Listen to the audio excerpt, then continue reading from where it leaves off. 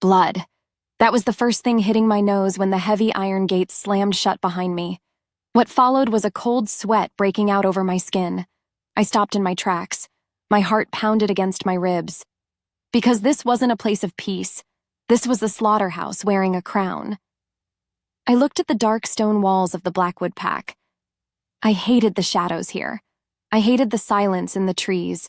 I hated the fake smiles of the guards. Because of that, I kept my hands near the silver knives on my belt. My beta, Marcus, stepped close to my side. He sniffed the air. His eyes were wide. Have you ever walked into a room and just known you might not walk out alive? That is how the Blackwood courtyard felt. Eventually, the giant wooden doors of the keep opened. Alpha Darius stepped out. He was a massive man. His shoulders were thick like a bear. He wore a smile, but it looked just like a snarl. "Welcome to my home, Alpha Rowan," Darius boomed. His voice sounded like rocks grinding together. "Darius," I grunted back. I didn't smile. I didn't bow. Before either could speak again, a strange scent cut through the heavy, sick perfume of the courtyard. It stopped me dead. It smelled like damp earth, like a forest right after a heavy rainstorm. It was a wild, clean smell. As if pulled by a string, my head snapped to the left. I looked deep into the dark corners of the yard. I saw nothing but shadows, yet my wolf pushed forward in my chest. He scratched at my ribs. Why did that sweet scent make the old silver scar on my chest burn like hot fire? The scar was from a battle 10 years ago. It never hurt. But now, it was on fire. And what was that dark shadow moving just behind the Alpha's throne inside? I took a deep breath. The scent of earth was gone. It was replaced by the stink of wet dog and old blood. In fact, the whole place smelled like a trap. Years ago, I walked into a peace treaty just like this one. I was young. I was hopeful. Because I trusted a smile, my family died. The rival pack waited until we were eating. Then, they locked the doors and started killing. I only survived by crawling under the dead bodies of my friends. I learned a hard lesson that night. Trust gets you killed. But then, Darius waved his big hand toward the open doors. "Come inside. The feast is ready. The women are waiting. We have much to discuss tonight." I didn't want to go in there. My instincts screamed at me to run, to shift into my large black wolf and tear out his throat. Without thinking, my boots moved forward on the dirt path. I had to play this game to keep my own pack safe back home. As the wind shifted, that smell of damp earth hit me one more time. It was softer now, almost like a sad whisper. The air thickened. I walked into the dark, noisy keep. I needed to know who that scent belonged to. Chapter 2. Inside the Great Hall, the heat was suffocating. Everywhere I looked, wolves were drinking, eating roasted meat, and laughing too loudly. Huge fires burned in the stone pits. The air was thick with sweat and cheap wine. Meanwhile, I stood in the corner, watching everyone. I tracked the guards. I counted the exits. I did not touch my cup of wine. Across the giant room, Alpha Darius sat on a massive wooden chair. It looked like a throne. Next to him was a girl with cruel, sharp eyes. Her dress was deep red. She laughed loudly, tossing her dark hair back. I knew who she was. Selene, Darius's niece. What's worse, she was throwing pieces of hot food at a servant working in the corner. She was trying to burn the poor girl. Then, I truly saw her. The servant girl was wearing dull gray rags. Her brown hair fell wildly into her face, hiding her eyes. She was on her knees, scrubbing a dark stain off the stone floor. She looked tiny. She looked completely broken. When a piece of hot meat hit her shoulder, she didn't flinch. She just kept scrubbing. As if summoned, my wolf stood up in my mind. He let out a low rumble. Selene stood up from her chair. She walked over to the servant. She wanted a show. Because she wanted everyone to see her power, she kicked the bucket of dirty water over. It splashed all over the girl. "Clean it up, you worthless stray," Selene hissed. The whole room went quiet. They all watched. Because I refused to be a pawn in their games, I usually ignored pack drama. I minded my own business. But right then, my blood boiled. The servant slowly raised her head. The hair fell away from her face. The moment our eyes locked, the breath totally left my lungs. It was her. She was the one with the scent of damp earth. Her eyes were a deep, bright green, like moss in the sun. She looked right at me across the crowded room. In that moment, time stood still. Selene yelled at her again. She pulled her hand back and slapped the girl hard across the face. The smack was so loud it echoed off the high walls. I gripped my glass so hard. It shattered. The sharp glass bit deep into my palm. Warm blood dripped down my fingers. Why did I care so much? I didn't know this dirty girl. Even so, a loud growl rose in my throat. Marcus bumped my shoulder to keep me quiet. The girl, Elena, did not cry. She did not beg. She did not break. Instead, she just turned her head back to the floor. Her jaw was locked tight. Her eyes were empty again. Deep down, she knew the truth, and so did I. That wasn't a weak wolf taking a beating. That was a survivor. She was holding a massive fire deep inside her belly. She was waiting for the right moment. As the silence stretched, the music started playing again. The party went back to normal, but I couldn't look away from her small frame. By the time the feast was half over, I knew I was in trouble. Chapter 3.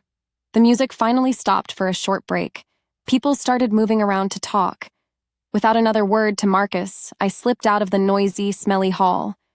I needed fresh air. My chest felt tight. My hand was still bleeding a little from the broken glass. More importantly, I needed to follow that earthy scent. I walked down a cold, dark hallway made of rough stone.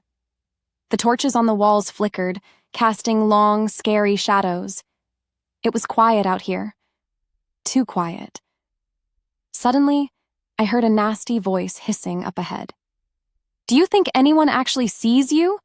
The voice snapped. It was Selene. I pressed my back flat against the cold wall. I slid into the dark shadows. I peeked around the corner. To make things worse, Selene had Elena pinned hard against the stone wall. Selene's sharp claws were out. They were pressing deep into the soft skin of Elena's throat. A tiny drop of blood rolled down Elena's neck. "You are nothing!" Selene spat, her face ugly with anger. "You are just a freak. Your father hates you. You should just die." My body moved on instinct. I took a half step forward. I was going to rip Selene's arm off, but then I stopped. Between one breath and the next, the air changed. The scent of damp earth exploded in the hallway. It smelled like a massive earthquake was coming. Elena closed her eyes. She wasn't shifting into a wolf. She wasn't fighting back with her fists. She was just standing there, breathing deeply. Beneath the moonlight shining through a small window, something impossible happened. The solid stone floor under Selene's heavy boots began to groan. It was a very low sound. A tiny tremor shook the walls. It was so small, only a sharp Alpha could feel it. Crack! The thick stone split right open. A deep line cracked across the floor, right between Selene's feet. Selene gasped and stumbled backward. She looked down at the floor, totally confused. What is wrong with this stupid castle?" she muttered. She looked scared. She quickly kicked Elena in the leg and ran away down the hall. When she was gone, Elena slumped down against the wall. She was breathing hard, holding her throat. My thoughts spun fast. What did I just see? Because wolves don't break stone with their minds. We use teeth, we use claws, we use muscle. This was magic. It was ancient. It was heavy. It was impossible. She wasn't a weak, worthless stray. She was a hidden weapon. She was drawing power straight from the ground. Before I could move out of the shadows to help her, a loud horn blew from the main hall. The short break was over. It was time for the Alphas to pick their mates and make their political deals. I looked at Elena one last time as she slowly stood up in the dark. And just like that, everything changed. I wiped the blood off my hand. I walked back toward the bright lights of the hall. I knew exactly what crazy thing I was going to do next. Chapter 4. The Great Hall was dead silent when I walked back inside. Everyone was staring at the center of the room. Alpha Darius stood tall on his wooden platform. His chest was puffed out with pride. Beside him stood Selene, wearing a wicked, proud smile. She looked like a predator ready to eat. As a result, the air in the room felt heavy and sour. Have you ever felt the air change right before a massive lightning strike? That is exactly how my skin felt. The hairs on my arms stood straight up. Darius raised his giant cup of wine.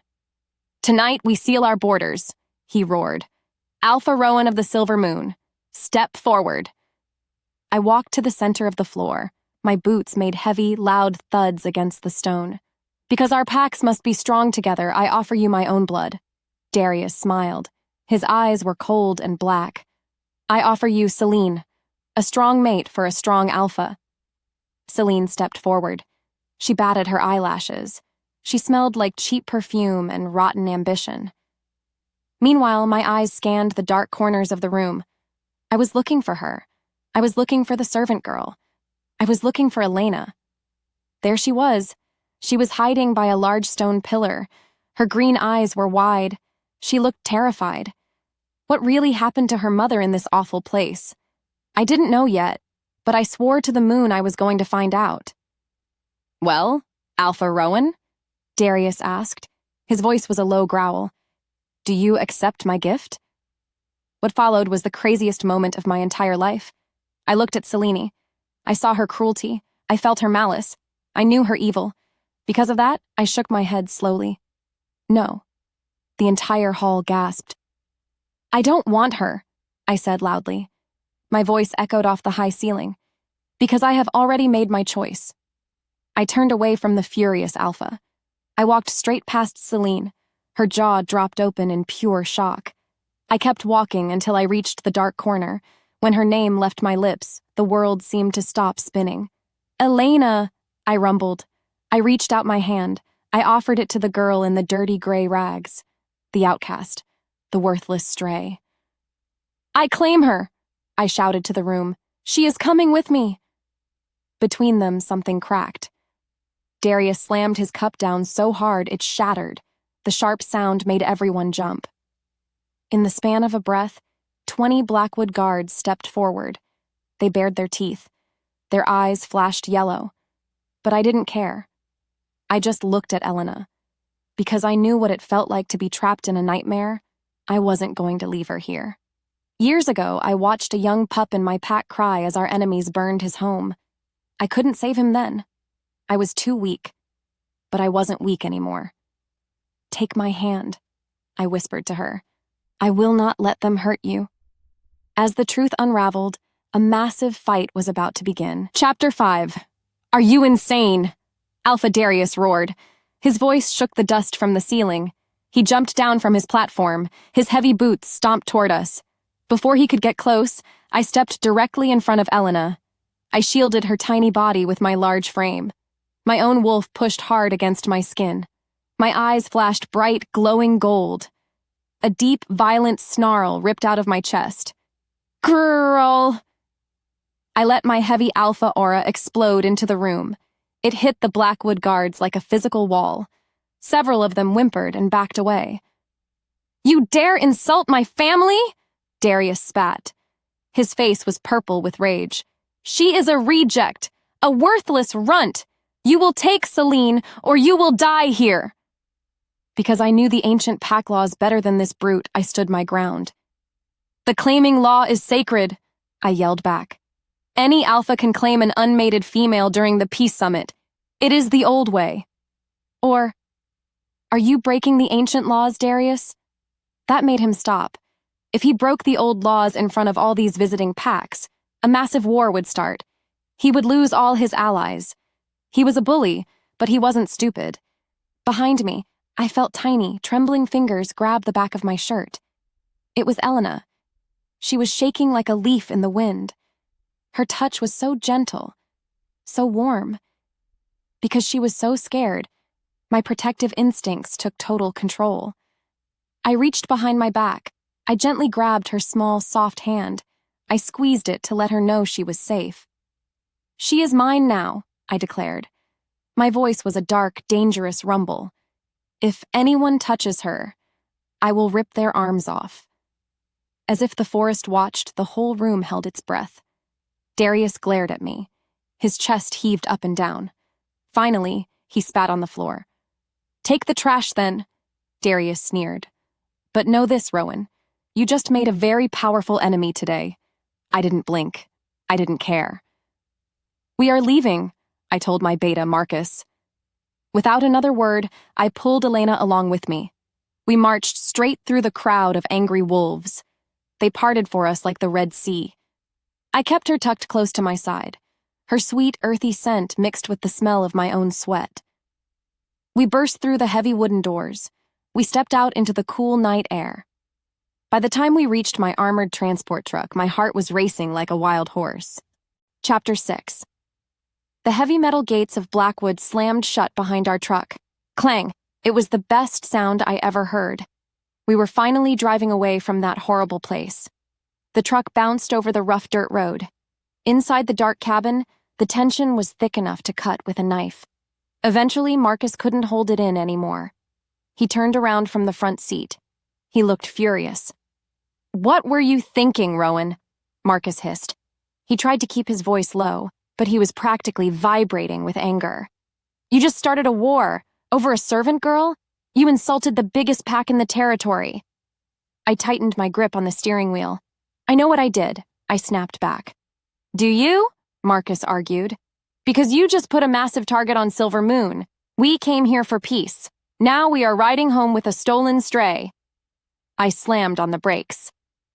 The truck skidded to a violent halt in the middle of the dark road. I leaned over the seat. I glared right into my best friend's eyes. "She is not a stray," I barked. "She is under my protection. That is a direct Alpha command, Marcus. Do you understand me?" Marcus swallowed hard. He nodded slowly. "Yes, Alpha." I put the truck back in drive. We crossed the invisible border into Silver Moon territory. The air immediately smelled cleaner. The trees looked greener. I looked in the rearview mirror. Elena was sitting quietly in the back seat. She was staring out the window at the passing trees. The moonlight washed over her pale face. She looked so small, so fragile. Yet I remembered the cracking stone. I remembered the power hiding beneath her skin. Just how deep did her wild magic really go? My father once told me a story about choices. He said, "Rowan, a real Alpha doesn't make the easy choice. He makes the right choice, even if it makes him bleed." I was going to bleed for this choice. I knew that for a fact. As her wolf stirred, I felt a strange pull in my chest. It was a new bond forming. "Are you okay back there?" I asked softly. My voice was completely different now. It was gentle. She slowly turned her head. Her bright green eyes met mine in the mirror. "Yes," she whispered. Her voice was like a soft breeze. I smiled just a little bit. "Welcome to Silver Moon, Elena." In the stillness that followed, I knew my lonely life was over forever. Chapter 7. The heavy iron gates of the Silver Moon compound rolled open. Marcus drove the truck straight into the central courtyard. Bright torches lined the stone pathways. The warm, inviting smell of pine needles and wood smoke washed over us. It was a stark contrast to the cold, metallic blood of Blackwood. Yet I felt a knot of anxiety twist tightly in my gut. What followed was a tense swarm of pack warriors surrounding the vehicle. They had heard the news. They knew I brought home a Blackwood reject. I stepped out of the truck first. The cool night air bit at my skin. I slammed the door shut. Without hesitation, I walked around to the passenger side. I pulled the handle and opened the door for Elena. She looked up at me from the dark interior. Her small hands were clutching her torn gray rags. She hesitated. She looked like a trapped bird staring at an open cage. "Come on," I murmured, keeping my voice low and steady. You are safe here. I promise.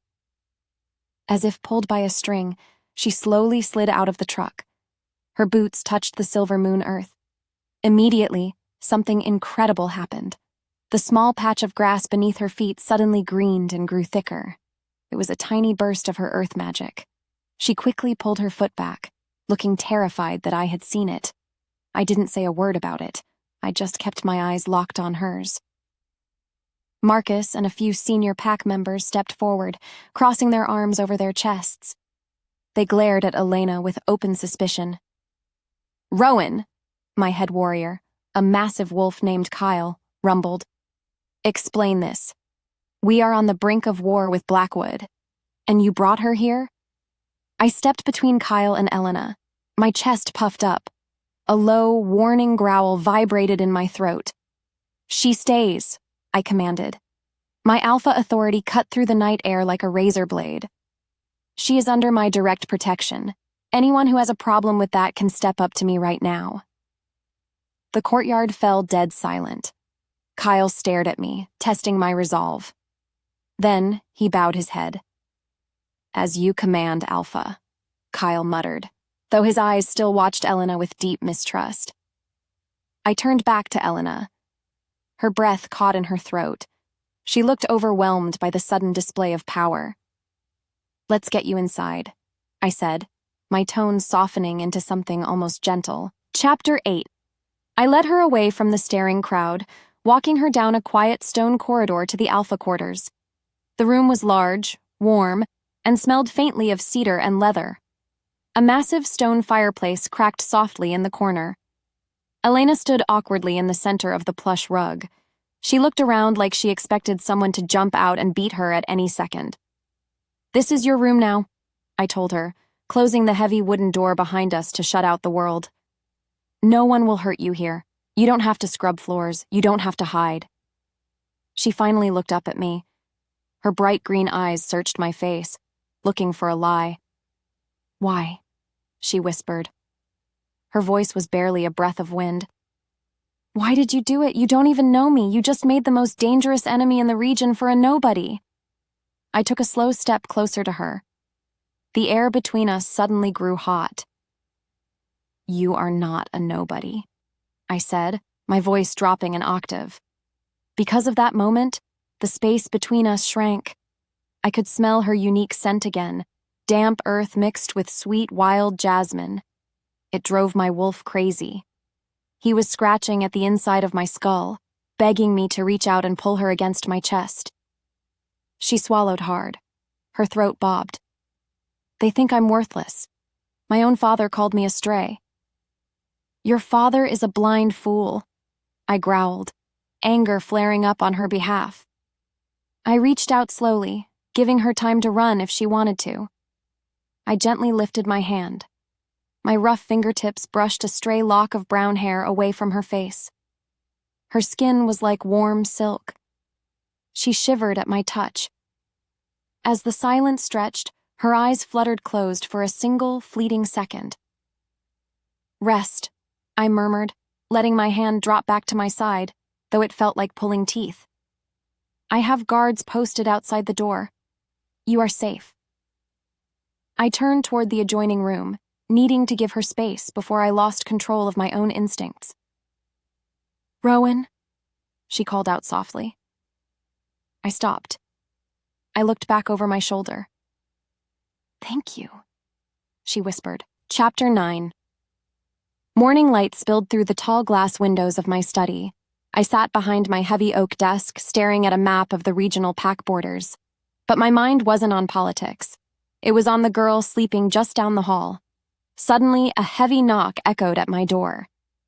Enter, I barked. Marcus pushed the door open. He looked tense. He held a folded piece of rough parchment in his hand. We have a problem, Marcus said, without a greeting. He dropped the paper onto my desk. A Blackwood scout was caught near our eastern border. He dropped this before we chased him back. I unfolded the paper. My blood ran instantly cold. It was a crude drawing of a young boy with dark hair and green eyes. Elena's eyes. Written underneath in jagged, cruel handwriting was a single sentence: "Return our property, or the boy dies first." My heart skipped a beat. She has a brother, a hidden brother, and Darius is holding him hostage. That's why she stayed at Blackwood. That was her secret burden. She was taking the abuse, taking the beatings, and hiding her earth magic just to keep her little brother alive. Respect, fierce, burning respect, flooded through my veins. She wasn't just a survivor, she was a warrior fighting a one-woman war. Suddenly, the heavy oak door of my study slowly creaked open. Elena stood in the doorway. She was still wearing the oversized tunic I had given her. Her face was pale. She looked at the paper in my hand and all the color drained right out of her cheeks. "You know," she whispered, her voice trembling violently.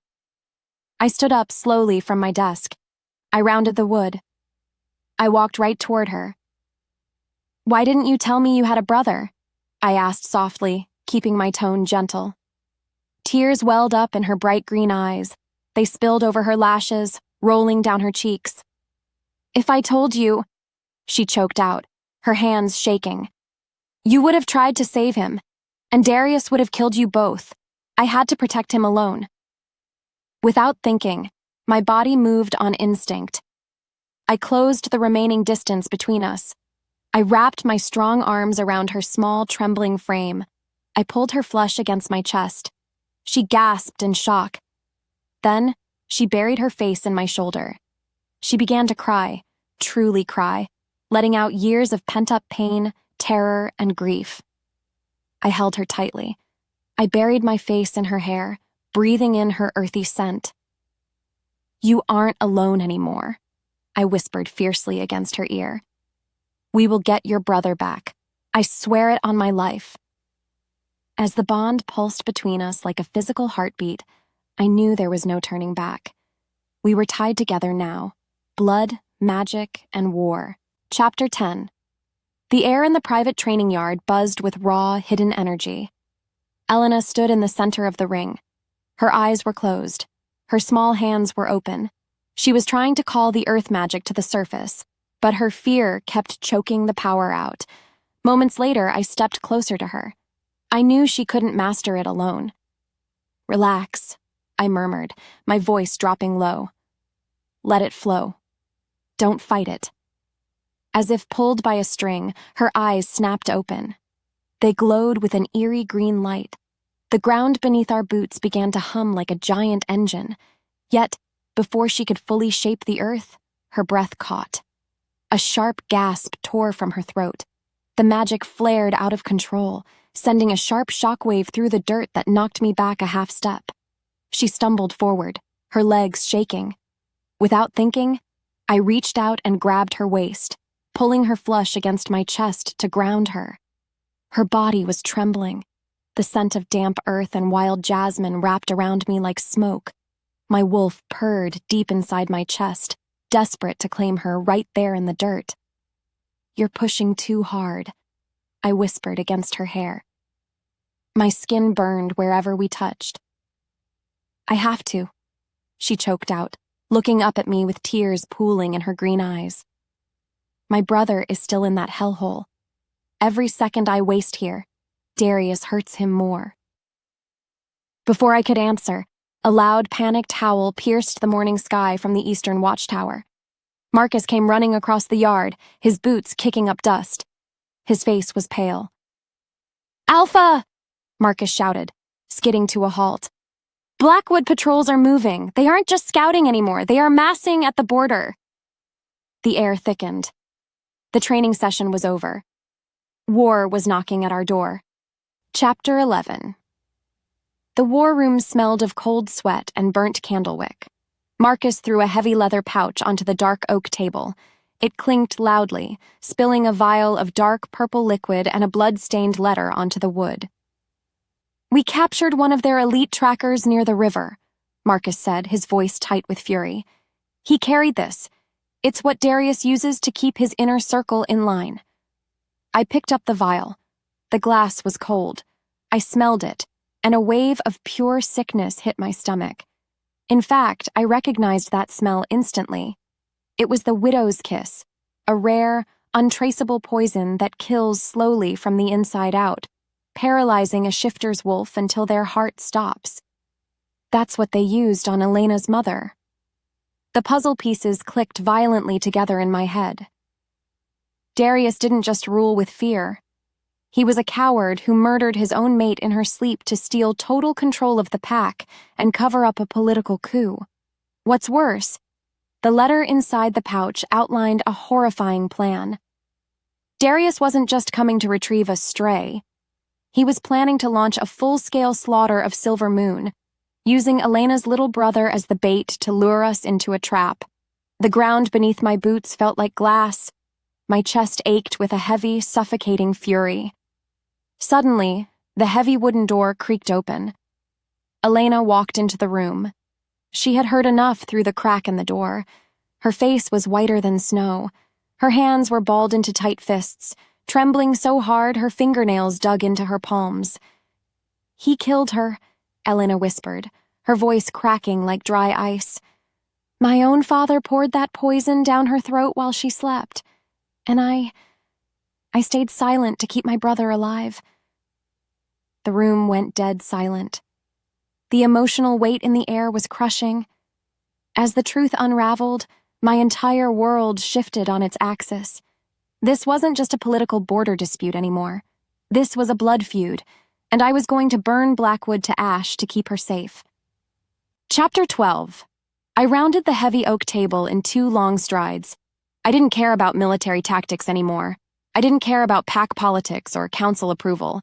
I cared about the broken girl standing in front of me, carrying a mountain of guilt that was never hers to bear. Without another word, I grabbed her shaking shoulders. I forced her to look right into my eyes. "Listen to me, Elena," I growled, my voice thick with raw emotion. "Your mother was a brave woman, and you are the strongest person I have ever met. You did what you had to do to survive." A tear finally broke free and tracked down her cheek. The sight of it felt like a dagger twisting in my gut. "They are going to use my brother to kill us," she whispered, her voice breaking completely. "We are walking right into their trap." Instead, I shook my head, my jaw locked tight with unshakable resolve. "Then we spring the trap on our own terms," I declared. "We don't wait for them to attack. We take the fight to their front door. We rescue your brother, and we burn Darius's empire to the ground." Marcus stepped forward, nodding slowly. "The pack will ride with you, Alpha. Nobody threatens our own." Elena looked between Marcus and me. A fierce, desperate spark lit up her green eyes, the same spark I saw when she cracked the stone floor. Her wolf was waking up. The victim was gone. The Earthsinger was ready for war. Moments later, she reached out and placed her small, warm hand over mine. Her grip was firm, unshakable. "Then let's go home," she said softly. "Let's take back what's ours." The air crackled with lethal energy. The die was cast. We were marching into the dark. Chapter 13. Even so, the War Council room was a battlefield before a single sword was drawn. Marcus slammed my tactical maps onto the heavy oak table. The elders of the Silver Moon Pack stood around it, their faces carved from stone and bitter doubt. They were shaking their heads. Why? Because attacking the Blackwood fortress was a pure suicide mission. Have you ever tried to convince a room full of cautious old men to leap blindly off a cliff for love? That is exactly how my night felt. "You are throwing away generations of peace," Elder Thomas barked, his finger jabbing hard at the map of the Blackwood border. "Darius has an army twice our size. He has walls of iron and stone. If we march on them now, we sign our own death warrants, all for a girl you met 2 weeks ago." My blood ran hot and fast. I slammed my hands down on the table, leaning forward so the candlelight caught the sharp edge of my jaw. "She is not just some girl!" I roared, the Alpha command slipping into my voice and making the elders flinch. "She is my mate, and more importantly, she is a survivor who endured hell while we sat safely behind our borders." At the same time, the heavy iron doors of the war room clicked open. Elena stepped out of the shadows near the back. She walked slowly toward the table. Her shoulders were back. Her chin was held high. She didn't look like a frightened servant anymore. She looked like a queen walking toward a throne. "They won't just wait for us to attack," Elena said, her voice steady and clear, cutting through the murmurs of the room. "Darius is coming. He uses blood and poison to rule. If you don't strike first, he will burn Silver Moon to the ground, just like he did to my mother." The room went dead silent. You could hear the wick of the candle sputtering in the quiet. I looked at the elders. I looked at Marcus. I looked at the woman who had completely rewritten my life. "I am the Alpha," I said, my voice dropping to a low, dangerous rumble. "My choice is made. We ride at dawn. Anyone who wants to stay behind can pack their bags right now." Nobody moved. Nobody spoke. Because they saw the burning gold in my eyes, they knew my resolve could not be broken. Chapter 14. That night, the air outside my quarters tasted like dust and impending doom. I couldn't sleep. The ghosts of my past, the memories of that bloody peace treaty from 10 years ago, scratched at the inside of my skull. I walked down the dim stone hallway, my bare feet silent against the cold floor, until I stopped right outside Elena's door. Before I could raise my hand to knock, the heavy wood swung open. Elena stood there in the dim light. She looked like she hadn't slept either. Her green eyes searched my face, reading every line of worry carved into my skin. "You're bleeding," she whispered softly. I looked down. My hand was clenched into such a tight fist that my fingernails had broken the skin of my palm. "It's nothing," I muttered, stepping past her into the warm room. Truth be told, I was terrified. Not of Darius, not of dying in battle. I was terrified that I would fail her the exact same way I failed my family a decade ago. Elena closed the door behind us. She walked over to a small wash basin, grabbed a clean cloth, and dipped it into cool water. She stepped close to me, so close I could feel the heat radiating off her small body. "Sit down," she commanded gently, pointing to the edge of the bed. I sat. She knelt before me on the floor. Her fingers were warm and impossibly soft as she took my bleeding hand, washing away the dried crimson with infinite care. "Why are you doing this, Rowan?" she asked, her voice barely a breath against my skin. "You had a safe pack, a quiet life. You didn't owe me anything." I reached out, my fingers tracing the line of her cheekbone. "Because the moment I saw you take that abuse in the Great Hall without breaking," I choked out, the raw truth tearing its way out of my throat. Something inside me woke up. "You are my anchor, Elena. If I lose you, I lose everything." She leaned her face into my palm. A soft, shuddering sigh escaped her lips. Then she closed the distance between us completely. Her lips met mine. It wasn't a gentle kiss. It was hungry, desperate, and filled with a fierce, burning want. I pulled her up into my arms, burying my face in her neck, breathing in her earthy, wild scent as the world outside faded away into nothingness. Chapter 15.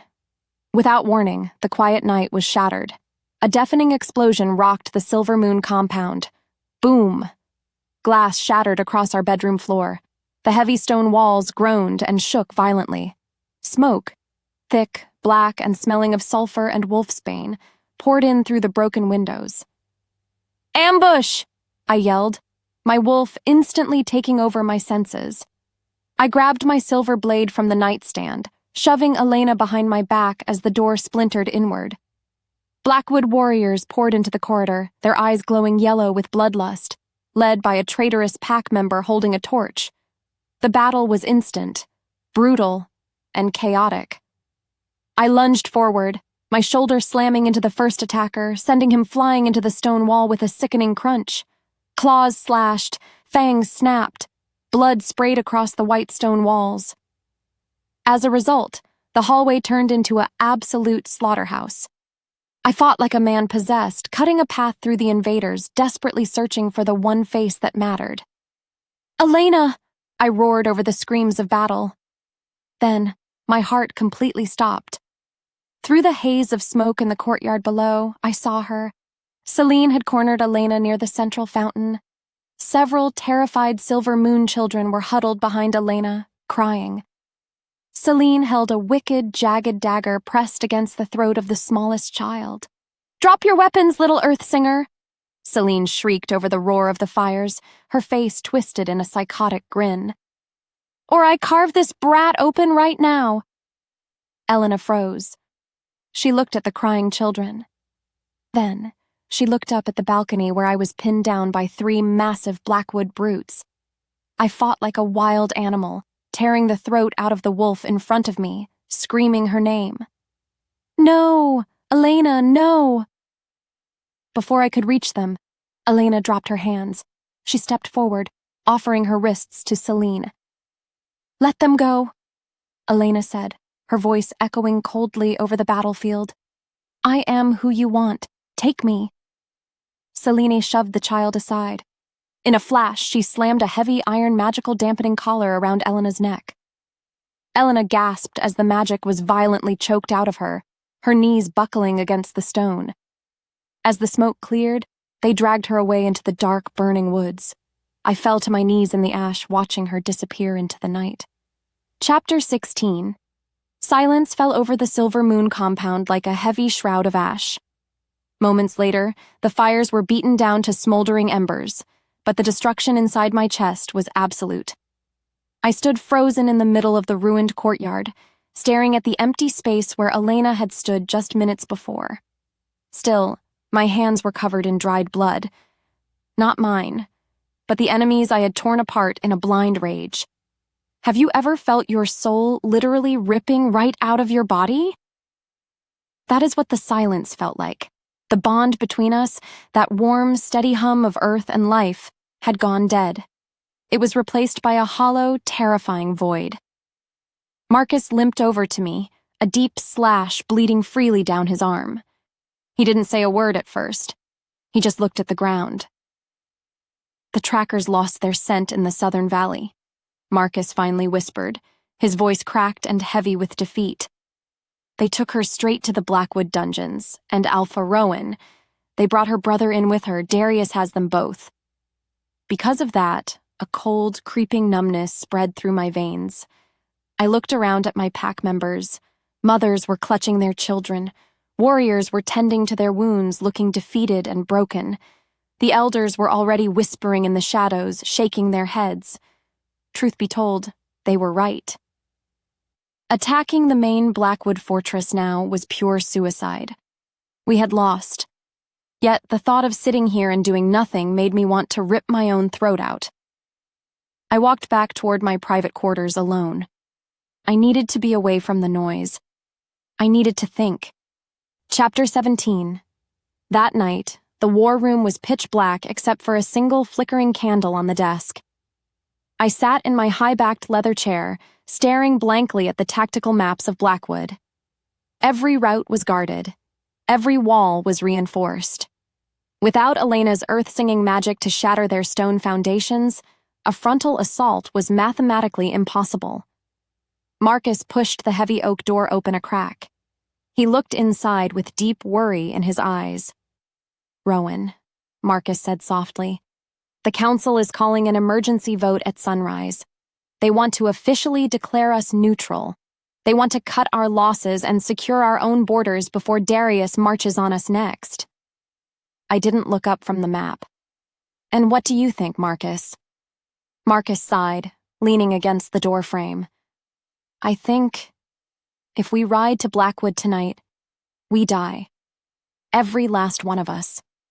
Is throwing your life away really what she would want?" Before the words left my lips, a dark, heavy truth settled over the room. He was right. If I charged in there now like a rabid beast, I wouldn't save Elena.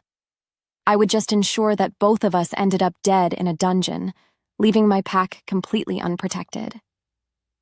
As the silence stretched, I felt the crushing weight of my past come back to haunt me. 10 years ago, I stood in a burning room just like this. I chose survival over a reckless rescue. I chose to live with the guilt, telling myself it was the smart, logical alpha choice. And look where it got me. I pushed myself up from the chair. My legs felt like lead. "Tell the council," I muttered, my voice dropping to a harsh, dead whisper. "Tell them they have their neutrality. Tell them Alpha Rowan is stepping down from command." Marcus's eyes widened in horror. "Rowan, what are you saying?" "I am saying," I snarled, turning to face him with absolute finality in my eyes, "that I am done playing politics. If I die trying to get her back, at least I won't have to live with the cowardice of staying behind." Chapter 18. Darkness closed in as I walked down the dim, empty corridors of the pack house toward my private armory. In the stillness that followed, my mind became a torture chamber. I remembered the way her small hand felt in mine. I remembered the fierce, unbroken green of her eyes when she stared down her abusers.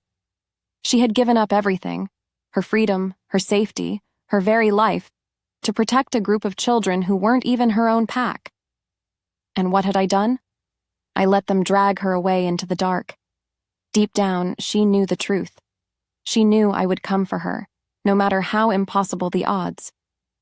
She was sitting in that damp, freezing dungeon right now, wearing a collar that choked out her magic, waiting for the shadows to break.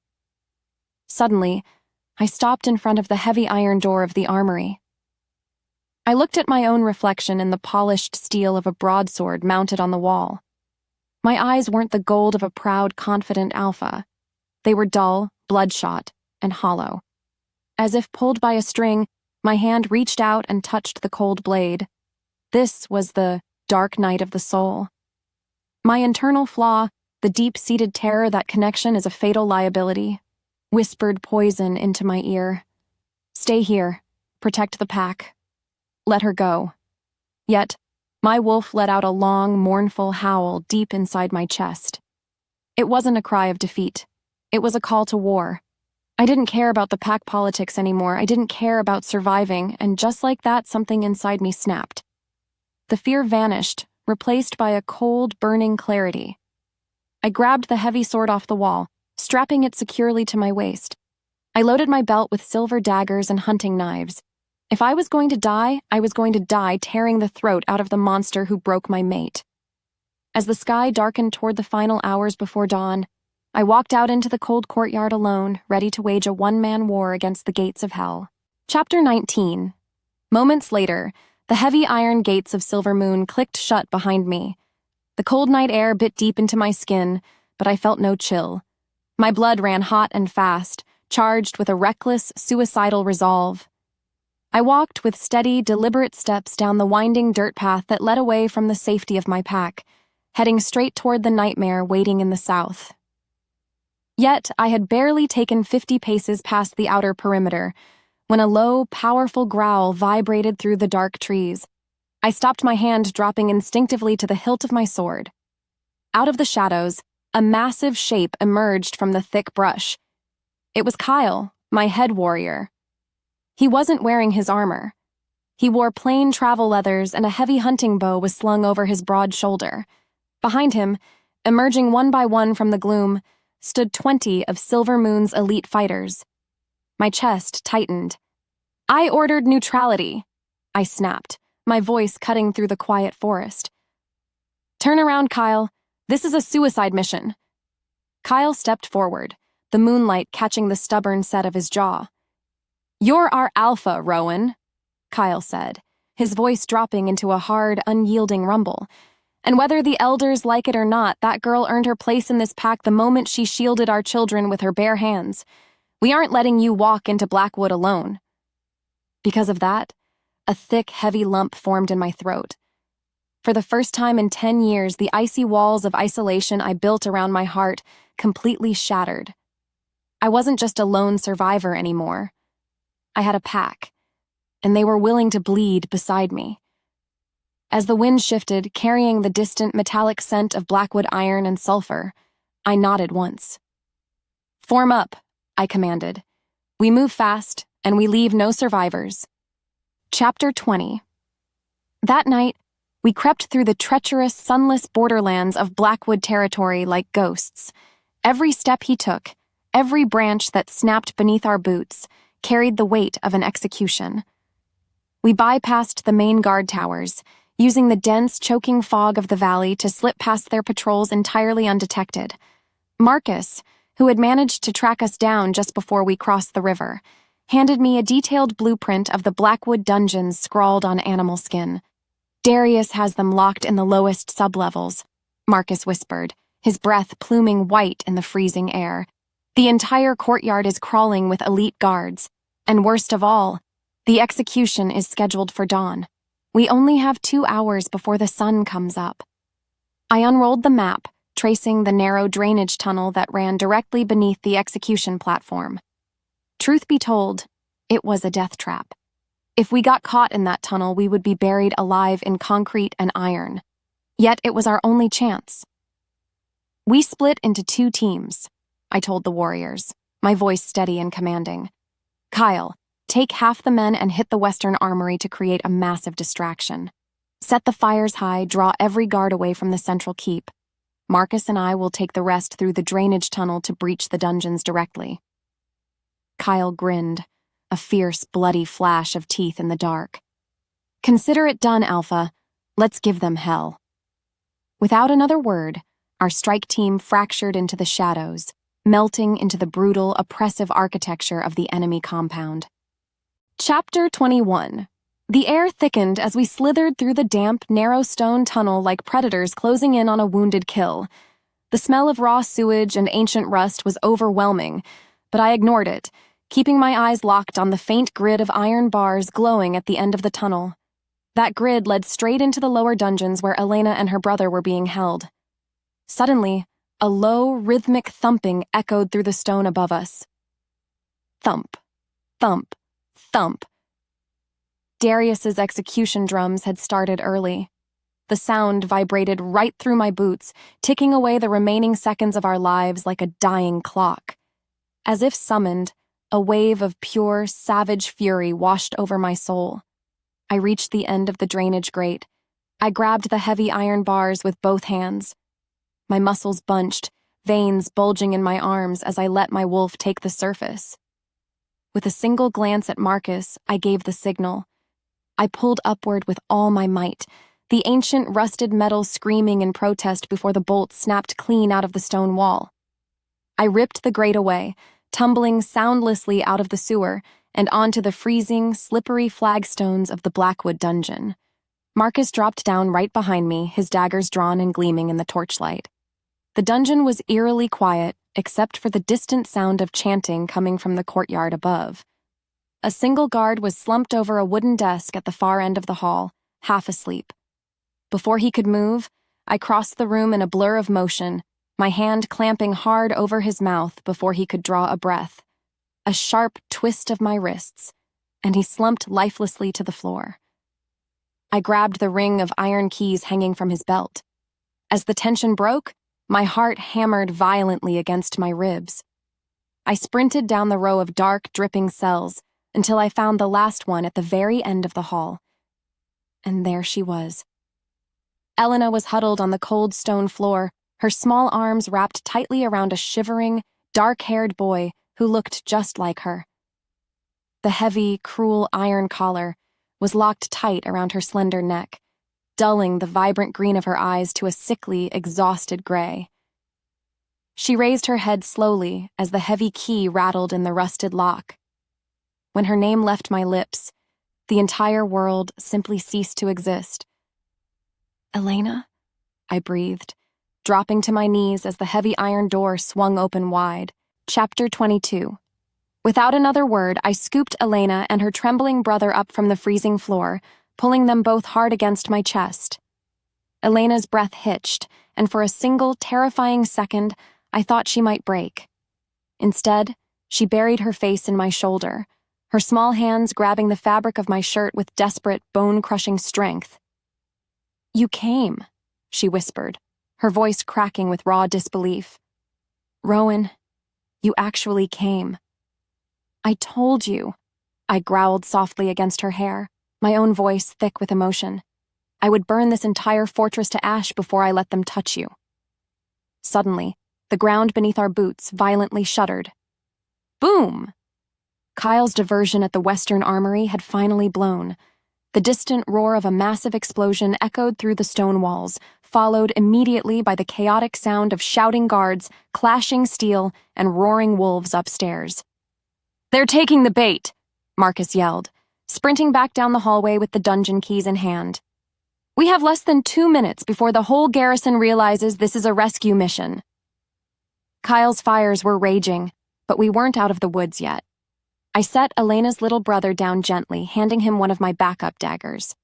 "Stay close to Marcus," I ordered the boy, who nodded bravely despite his pale face. Then, I turned my attention back to the cursed metal ring around Elena's neck. I grabbed the heavy iron shackle, trying to wrench it apart with my bare hands. But it was enchanted with dark magic. My fingers slipped uselessly against the cold, dead steel. "It won't break," Elena said, her eyes flashing with sudden, desperate panic. "The magic dampener. It's tied directly to Darius's life force. As long as he breathes, this collar stays locked." At the same time, heavy, armored footsteps thundered down the stone staircase leading straight into the dungeon. Chapter 23.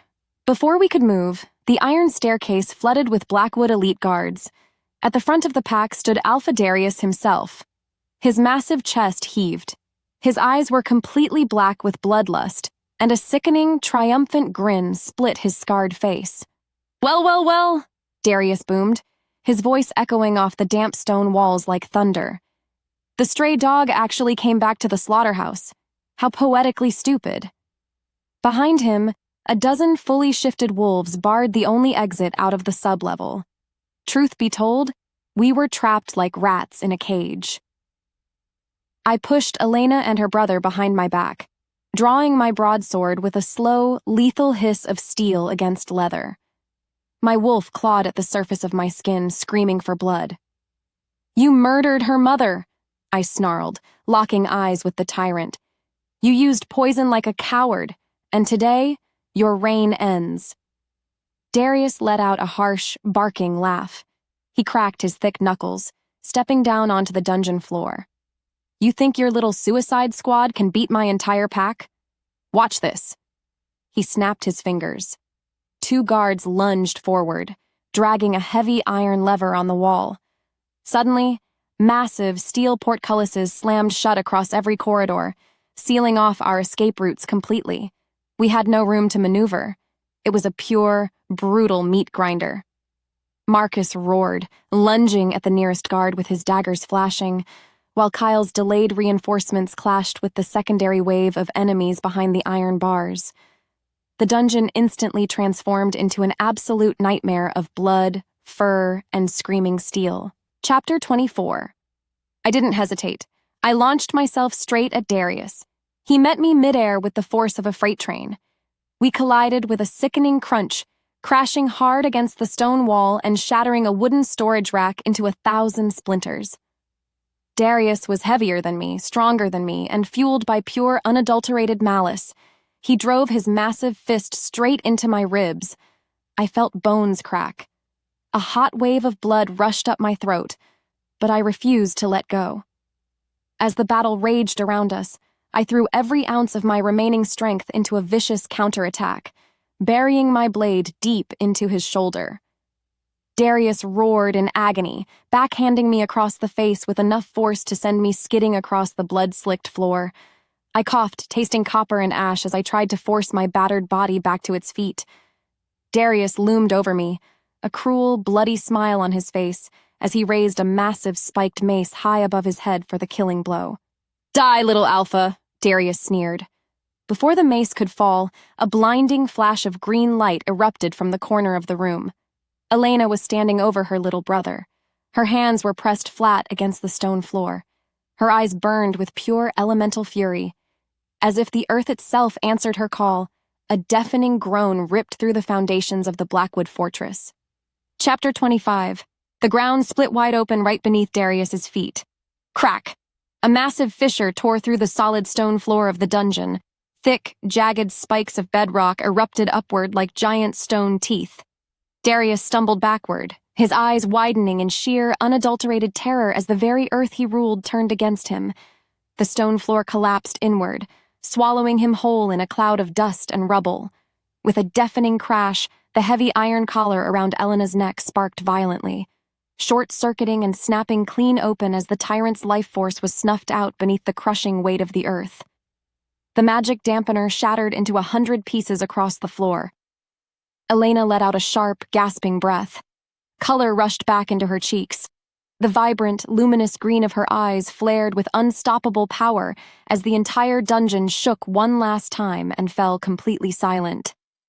Darius was gone, crushed beneath the foundations of his own corrupt empire. The remaining Blackwood guards dropped their weapons, falling to their knees in sheer submission as they realized their Alpha was dead. Chapter 26. The dust slowly settled, turning the dungeon air into a heavy, glowing haze. I dropped my sword. My body ached from a dozen deep wounds, but I didn't care about the pain. I pushed myself up from the bloody stone floor and staggered forward. Elena turned around, dropping to her knees as she pulled her trembling brother into a crushing embrace. Moments later, she looked up and saw me standing there. She didn't wait. She scrambled across the rubble, launching herself straight into my open arms. I caught her, lifting her off her feet as I buried my face in her neck, breathing in her clean, earthy scent that now tasted like absolute victory. "You did it," I choked out, a rare, genuine laugh escaping my lips. "You brought down the whole empire." Elena pulled back just enough to look me in the eyes, a fierce, radiant smile breaking across her face. "We did it," she whispered. Marcus limped over, wiping blood from his forehead with a grin. "Well, Alpha, I'd say that went better than expected." The surviving Silver Moon warriors cheered, the sound echoing triumphantly through the ruined stone halls of Blackwood. The nightmare was finally over. Chapter 27. Weeks later, the morning sun over the Silver Moon territory felt warmer, brighter, and entirely unburdened. I stood out on the wide wooden balcony of the pack house, watching the peaceful chaos unfolding in the courtyard below. Blackwood refugees, men, women, and children who had suffered under Darius's cruel rule, were mingling freely with my own pack members, sharing food, laughter, and a new beginning. Down by the edge of the sparkling river, Elena sat in the lush green grass with her little brother. She placed her bare hand gently against the dirt. A moment later, a cascade of wild jasmine blossoms bloomed instantly around them in a bright, vibrant ring of color. She didn't want a crown. She didn't want a throne or a regional title. She chose the roots of her own strength, the earth beneath her feet, and a future built on truth rather than fear. Footsteps approached softly from behind. Strong, warm arms wrapped around my waist, and Elena pressed her back flush against my chest, leaning her head comfortably back against my shoulder. "Penny for your thoughts, Alpha?" she murmured playfully, her voice laced with quiet amusement. I smiled, wrapping my arms securely around her waist and pulling her closer, feeling the solid, perfect reality of her heartbeat against mine. "I was just thinking," I whispered, pressing a soft kiss to the crown of her dark hair, "that I am the luckiest wolf in the world." As the wind shifted, carrying the sweet scent of earth and blooming flowers across the peaceful valley, the ghosts of the past finally let go. We were home,